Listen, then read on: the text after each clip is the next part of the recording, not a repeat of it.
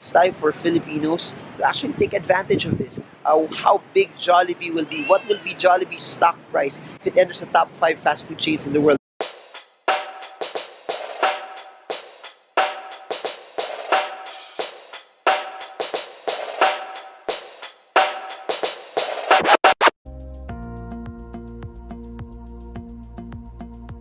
As you all know, I've been a big fan of Jollibee throughout the years. So I like the way they've been expanding. I like the way that they have such an amazing brand that regardless of how much inflation is, I believe Jollibee will still dominate and crush this market. That Jollibee will still continue to earn. But you've all known this from the videos that I've created and posted, that Jollibee is not just earning from Philippine markets alone, that they have a very, very ambitious goal to earn around 50+% of revenue from overseas. But to do that, they can't just rely on the Jollibee brand. As much as Jollibee is amazing, Chowking, Mang Inasal, Greenwich is amazing, if they start expanding that and posting more and more and more branches abroad, it will just mainly cater to the Filipino market. It could get foreign clients, foreign customers, but it will mainly cater to the Filipino lifestyle in terms of consuming that brand. So in order for them to capture a larger market, a larger piece of the pie, Jollibee must not just enhance their Jollibee brand and Chowking brand.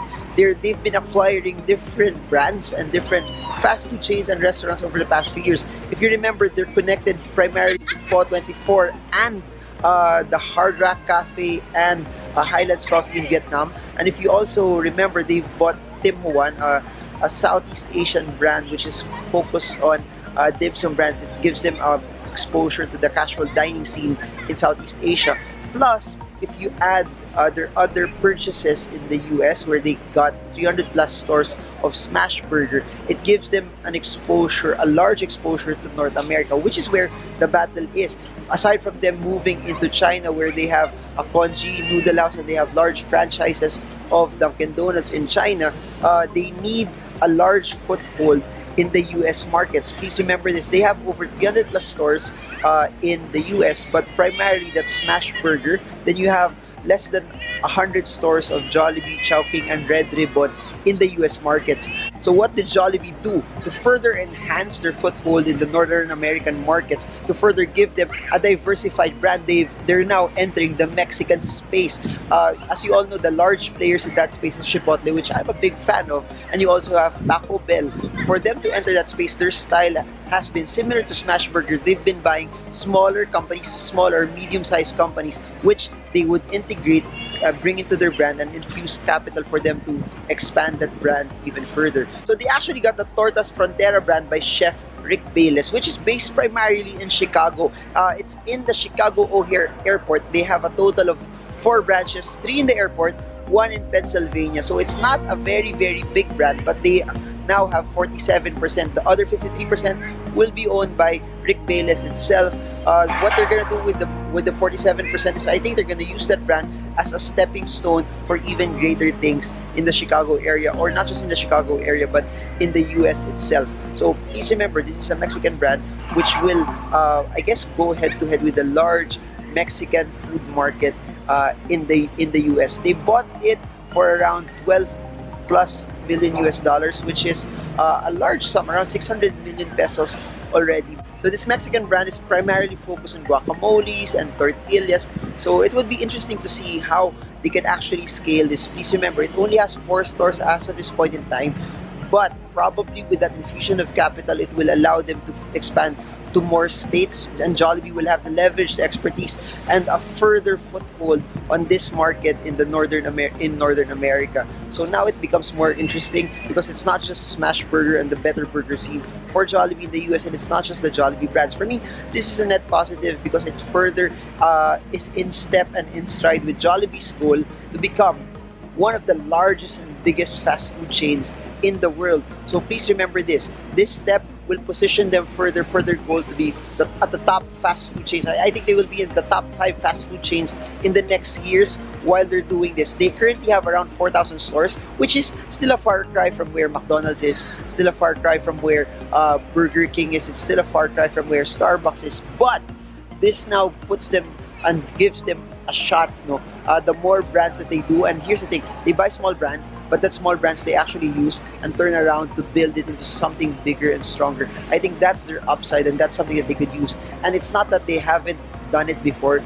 They've done it with brands that have been smaller and built them into something big. So if they have that formula and they can make it work in the US markets, it's something that will be very, very, very interesting, not just now, but it will position them for something even bigger later on in the future.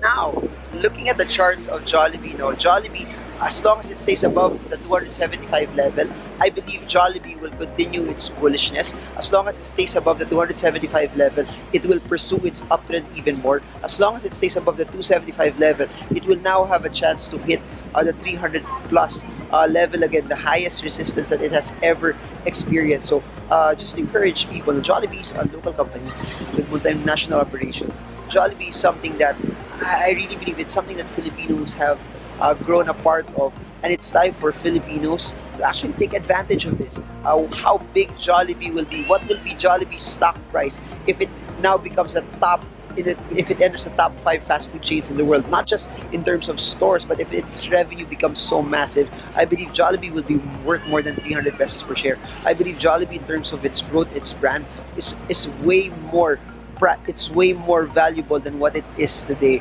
So what's stopping you from investing? What's stopping you from what's hindering you from taking part of what's happening in our markets? I really believe that if you want to invest and you want to make your money work hard for you, but you don't have the time, you don't want to be an entrepreneur, invest in stocks, invest in the stock market, invest in Jollibee, make your money work hard for you. It's time that we see more and more Filipinos take advantage of what's happening. It's time that you guys be part of what's happening in the local economy. It's time that you take part of companies that are actually earning a lot as well. So that's it for now. I hope videos like this help you and give you conviction to analyze companies even further. And I hope this video helps you trade well, trade strong, trade smart. Please subscribe to this page so you get updated on the latest and what's happening in the markets. And see you all again soon.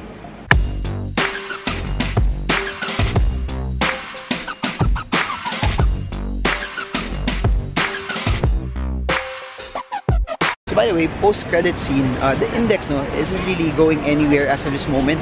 It's still relatively sideways. You still have the resistance at 7.9. You still have the strongest support now at around 6.9, 7,000 level. So it's currently at the middle. You have to watch the 7,475 or 7,500 level to see where it's headed. If it bounces from the 7.5 level, you could just consolidate from 7.5 to 7.9. But if it does not stay above the 7.5 level, you can see it actually retrace and move back to around 6.9 to 7,000. So as of today's trading, nothing much has happened.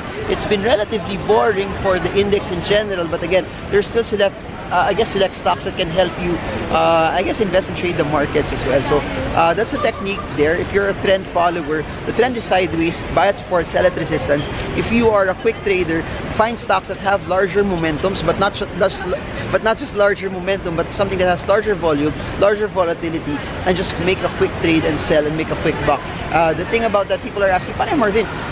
Do they need to have good fundamentals?" Not necessary, because you're selling it quickly before the fundamentals even reflects on itself. So that's it. I know I haven't done a lot of videos lately. It's still been busy. That's why this will just be probably in the I don't know, this will be at the latter portion of, but if you have questions, also please just comment below. If you have questions that pertains to investing in the markets, you have questions about how you can make money, questions about entrepreneurship, how to reach your goals of financial freedom, just to share. I quit my job 8 years ago, and for those who followed the other video series in the market, investing has allowed me to live my life at your own terms, and I wish that for all of you, that you get to also live your life at your own terms, that you get to be financially free, because it can be done. It's not based on how good you are, it's not based on how talented you are, but what God has placed inside of you, because your greatest days as an investor, as an entrepreneur, have yet to come. So don't be scared. Start, and just do it. So see you all again soon.